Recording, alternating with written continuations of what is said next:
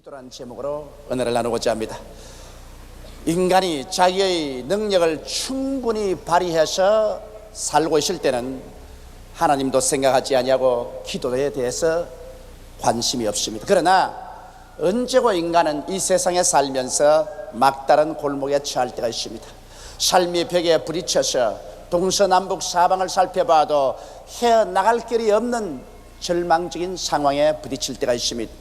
사람들은 이러한 시점이 되면 그 누구나 하나님을 생각하게 되고 기도를 생각하게 되는 것입니다. 성경에도 너희가 환난 날에 내게 부르라, 그러면 내가 내게 응답하겠고 환난에서 구출하여 주고 너를 영화롭게 하겠다고 약속하고 있는 것입니다. 그러나 대다수의 사람들이 평소에 기도를 잘하지 않은 사람은 환난을 당하게 되면 그 환난에 처했을 때 어떻게 하나님을 찾으며 어떻게 기도해야 될지 잘 알지 못하고 있습니다. 그러므로 저는 환난을 당하게 될 때 어떻게 기도해야 우리가 하나님께 상달되고 우리의 운명적인 문제를 해결할 수 있을까, 그 문제에 관해서 여러분과 함께 오늘 말씀을 나누고자 하는 것입니다. 첫째로, 여러분과 내가 환난을 통과할 때는 회개하고 통회하고 자복할 때인 것입니다. 성경에 보면 그것을 확실히 가르치고 있습니다. 요엘서 2장 13절에 너희는 옷을 찢지 말고 마음을 찢고 너희 하나님 여호와께로 돌아올지라고 말하고 있는 것입니다. 회개란 것은 마음을 찢는 것이 회개인 것입니다. 하나님을 반역하고 산 자기의 잘못을 원통하게 여기고 그 죄악과 그 길을 버리고 돌아오는 것이 회개인 것입니다.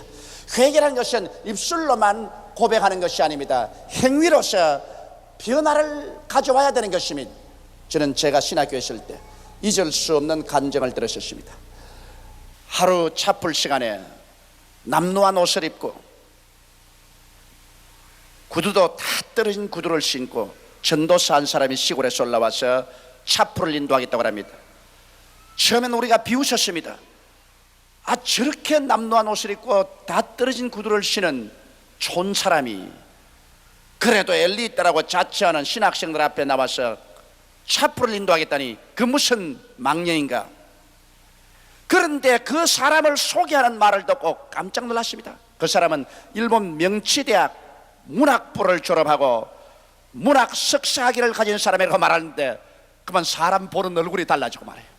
아까전에는 촌놈같이 보이더니만 이제는 굉장히 학식 있는 사람같이 보여요. 근데 그분이 제게 또 우리 모든 학생들에게 이런 간증을 했습니다. 여러분, 인생이란 항상 장미꽃 밭에서 사는 것도 아닙니다. 항상 절망에 처해서 사는 것도 아닙니다. 그리고 이런 말을 했습니다. 자기는 6.25 사변 때 부산 내려가서 부산 돗대기 시장에서 장사를 하는데 그렇게 장사가 잘 돼요. 하나님이 축복을 해주셔서 사업이 크게 확장이 되고 제품 공장도 세웠었습니다. 그는 원래부터 열렬한 크리스찬이었습니다. 왜냐하면 고아로 자랐는데 선교사들이 집에 데려다 키워서 어릴 때부터 선교사의 덕을 받아 하나님을 알고 예수님을 잘 섬기고 선교사의 도움으로 일본까지 건너가서 일본에서 대학까지 나온 것입니다.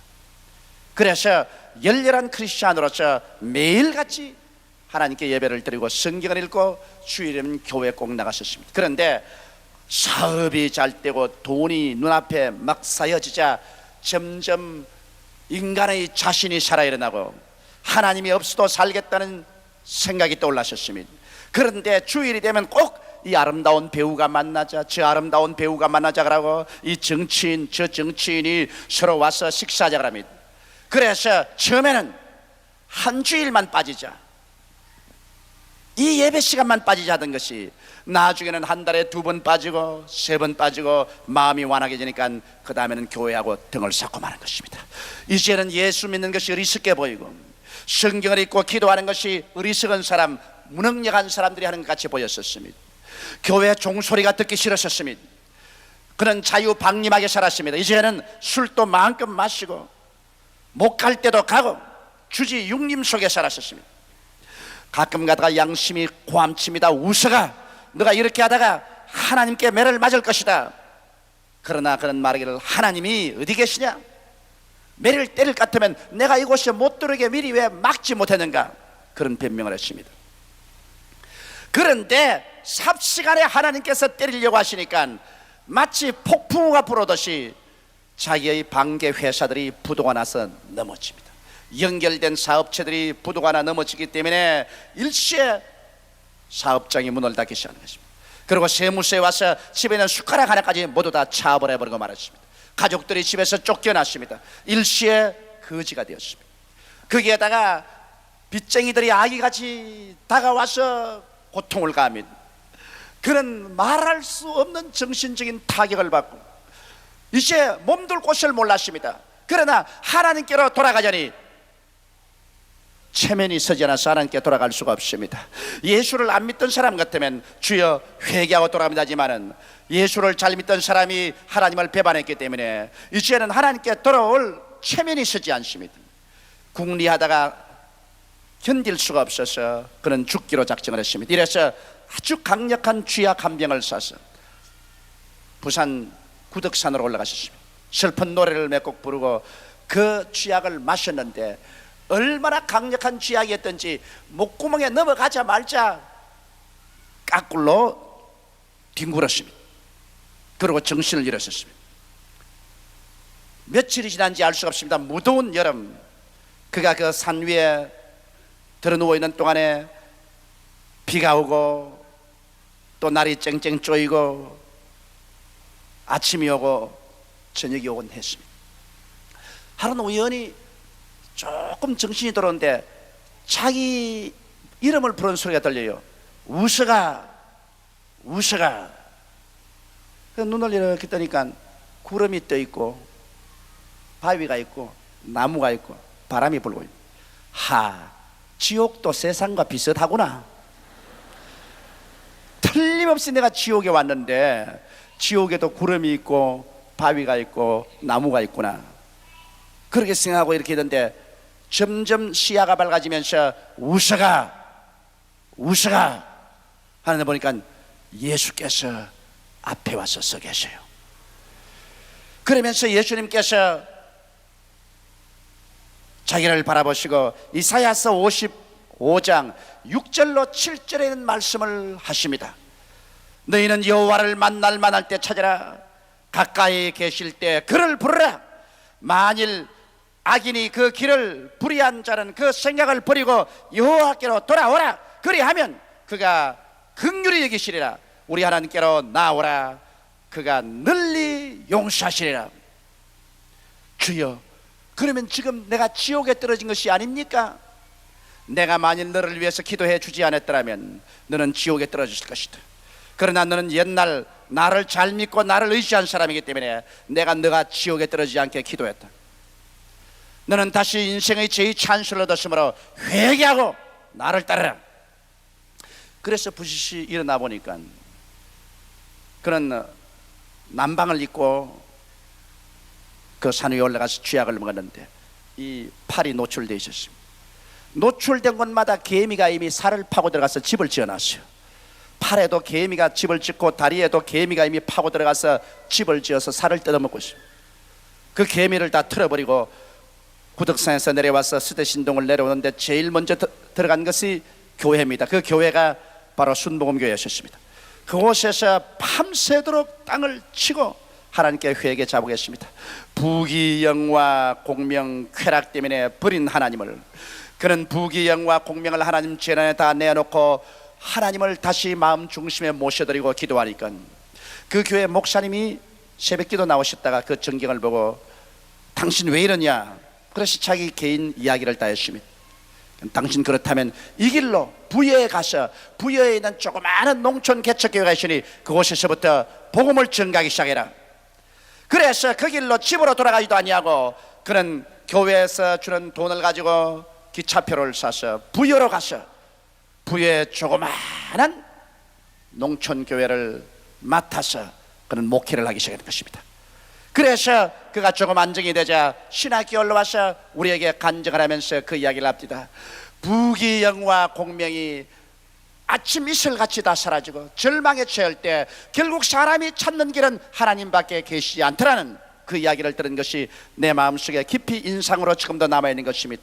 회개란 것은 인생을 돌이키는 것입니다. 옷을 찢지 않고 마음을 찢으며 죄악의 길을 저버리고 하나님을 중심으로 찾고 나오는 것이 회개인 것입니다. 이러므로 우리가 환난을 당할 때는 여러분 우리가 중심으로 회개하고 주님께 나올 때인 것입니다. 그렇게 하면은 하나님께서 반드시 여러분과 나를 도와주시는 것입니다. 둘째로 환난 날에는 우리가 금식 기도할 때인 것입니다. 여러분 환난을 당했는데 등 따숩고 배부르게 먹고 그리고 주여 주여 하면 그 사람의 기도는 아무런 효과가 없습니다. 환난을 당하여 비바람이 치고 거센 바람이 휘몰아칠 때는 그때는 철야도 하고 금식하고 기도할 때인 것입니다. 금식을 왜 하느냐? 여러분 사람에게 가장 중대사가 이식주 문제인 것입니다. 하루 세 때 먹는다는 게 그 보통 문제가 아닌 것입니다. 그러므로 인간은 언제나 먹는 것을 위주로 해서 살고 있는데 금식한다는 것은 인간의 가장 관심사에 먹는 것도 포기해버리고 하나님 찾는 것을 가장 중심사로 삼는다. 마음을 다하고 뜻을 다하고 정성을 다하여 하나님을 찾는다는 그 마음의 표시가 바로 금식인 것입니다. 그뿐 아니라 여러분 사람이 음식을 먹지 않으면 죽지 않아요.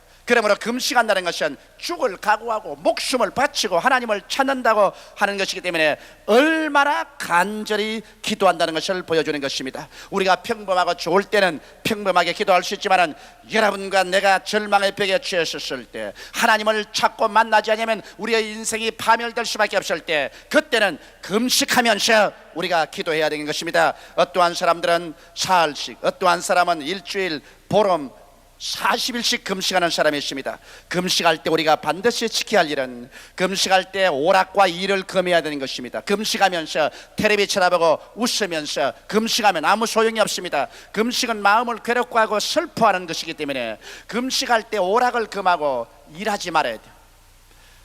오직 기도에만 전념해야 되는 것입니다. 금식할 때 다투거나 싸우지 말아야 되는 것입니다. 그렇게 하면 금식이 효과가 없어지는 것입니다.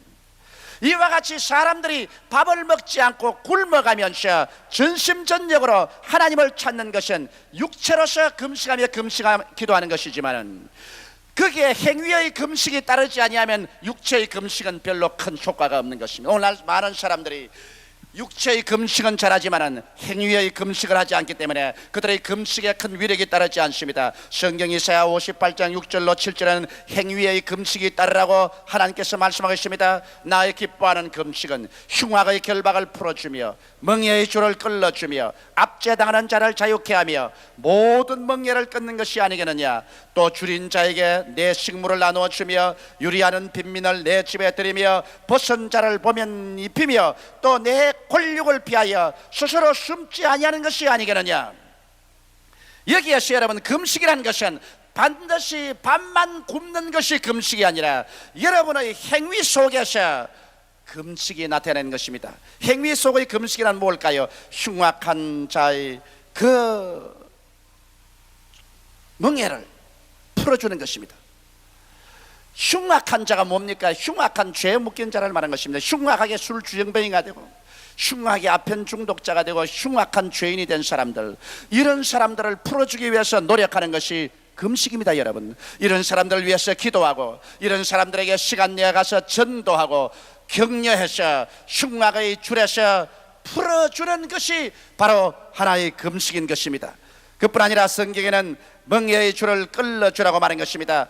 염려, 근심, 불안, 초조, 절망, 괴로움의 멍에에 묶인 자를 바라볼 때 이것을 그대로 지나쳐버리면 금식의 효과가 없습니다. 멍에에 눌린 사람들에 가서 말씀을 증거해 주기도 하고 기도해 주기도 하고 내게 가진 것을 나누어 주기도 하고 도움의 손길을 베풀어서 염려, 근심, 불안, 초조, 절망에 처하여 죽을 수밖에 없는 사람들을 도와줄 때 이것이 또한 여러분 행위로서 실천하는 금식이 되는 것입니다. 성경에는 압제당하는 자를 자유케 하는 것이 있어야 금식이 효과가 있다는 것입니다. 마귀에게 눌려 병든 자를 고쳐주는 것이 바로 금식인 것입니다. 이러므로 우리가 병든 자를 위해서 기도하고 우리의 있는 힘을 다해서 손을 내밀어 병든 자를 고쳐주어서 마귀의 압제에서 노연함을 받게 하는 이러한 것들이 모두 다 금식의 일부류인 것입니다. 우리 교회는 금년도에도 100명의 심장병으로 죽어가는 어린아이들을 수술해 줍니다.